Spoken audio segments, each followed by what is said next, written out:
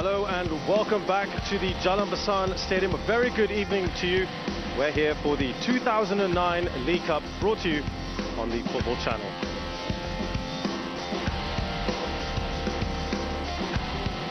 Hi, I'm Shazad Haq, your host for this evening. We've got a great game for you. It's Home United versus Woodlands Wellington, and that's a repeat of the 2007 League Cup semi-final. Now, in that year, Woodlands went on to become champions. Home United ended up in 4th place, so it's going to be some unfinished business. Before all that, though, let's take a look at the highlights from the last round of matches.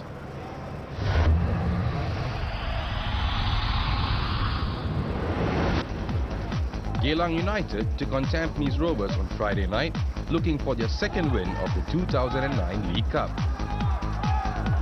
They had defeated the Young Lions 3-0 and knew a point would guarantee them a place in the quarter-finals.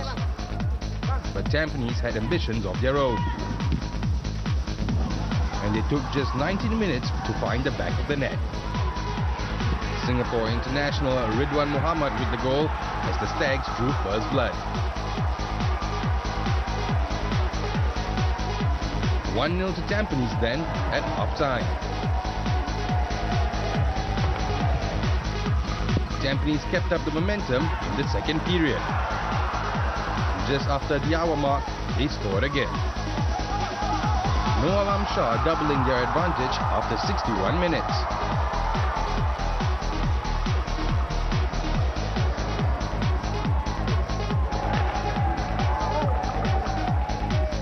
Any hopes of a Geylang comeback were effectively crushed shortly after.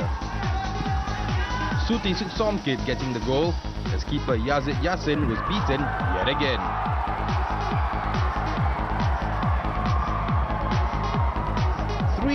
After 65 minutes. So a convincing victory for Tampines Rovers at the Jalan Besar Stadium. That meant the Stags lead Group B and faced the Young Lions, needing just a point to confirm top spot.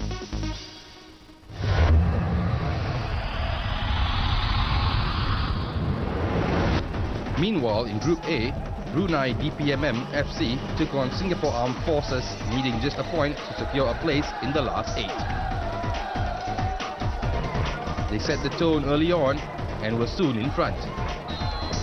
Ivan Jerkovic breaking the deadlock in the 27th minute.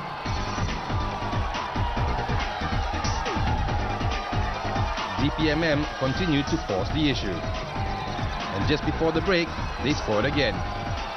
Sharazan Syed making it 2-0 after 43 minutes, and that was also the half-time score. The Brunei club were in the mood for more in the second half, and they got their third through Abdel Hamid Bergriga. 3-0 after 75 minutes.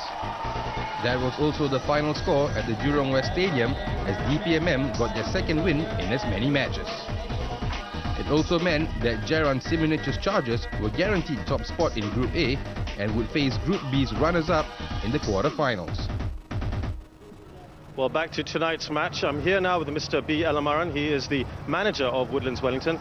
Now, Maran, your team can afford to lose tonight and still go through. What's the approach for the game? Actually, that's not true. We cannot entirely afford to lose. If they beat us with a bigger scoreline than Sengkang's game, we will not go through. Our approach for the game is going to be play to win, and we're going to go for all 3 points. Well, then that prompts the next question. Jamil Ali is your top scorer, and you haven't opted to start with him. Yes, Jamil is our top scorer. He's a bit tired, so we're leaving him on the bench. When he comes on, he'll give us a bit more options, and we can utilize him appropriately when the time is right.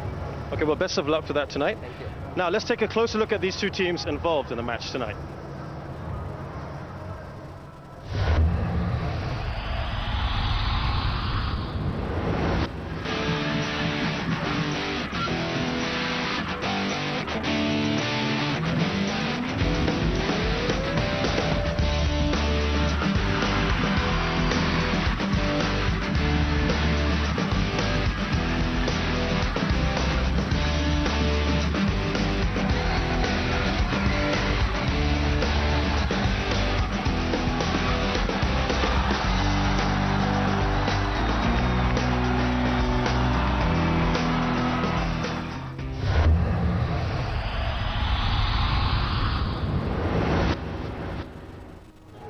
Well, I'm now joined by Mr. Bernard Lan. He's the manager of Home United. Bernard, your boys have done very well so far. What about the fact that your opponents have had more rest than your team? Is that a big advantage for them? Yeah, it's a big advantage for them because we only have 2 days rest. But same when we are playing against Woodlands, Woodlands only got a couple of days rest, but we are able to overcome. So tonight it will be a bit difficult in terms of the resting part, but I'm sure the boys will give their best. And what about the fact that you've rested most of your first team lineup? What's your thinking behind that?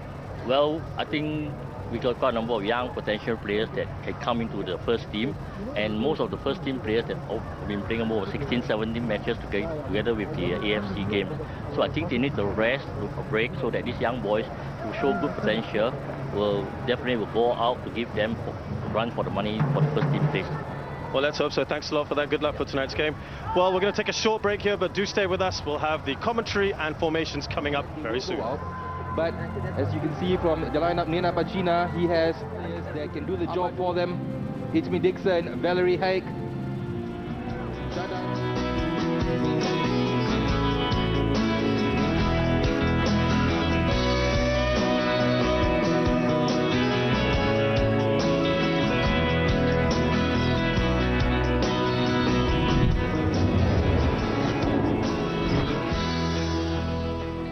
Hi, welcome back to the Jalan Besar Stadium.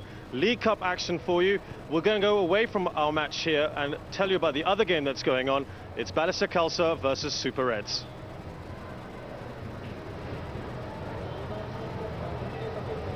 Well, it's 0-0 at the moment between those two sides. We're going to update you of the score at the end of the game, but of course both teams need a result to get through to the next round.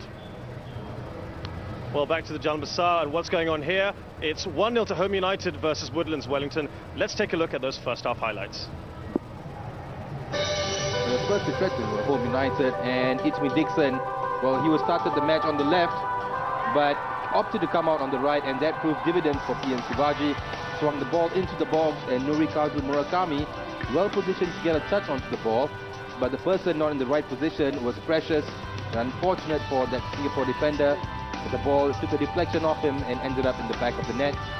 Home United continued to force the issue. It's me Dixon yet again the target here.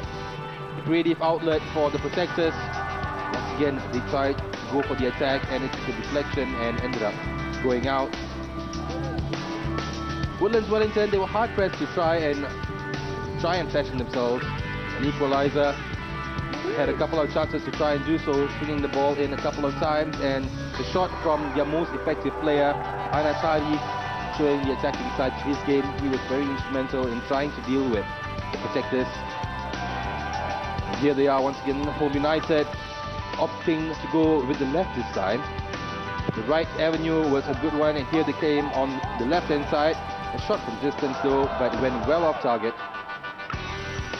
And that was how it finished, with Home United 1-0 in the lead.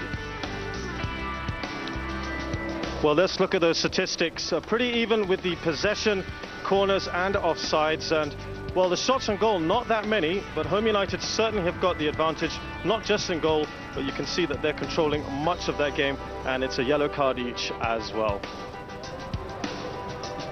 Well, so far on these shows, we've had footballers doing things like making pratas and playing pool. Now let's show you our version of footballers' cribs with a little bit of a twist. Hello everyone, my name is Mojtaba, my nickname is Moshi, and I'm playing for Woodlands Wellington. And today I want to show you my restaurant. Please welcome to Nasreen.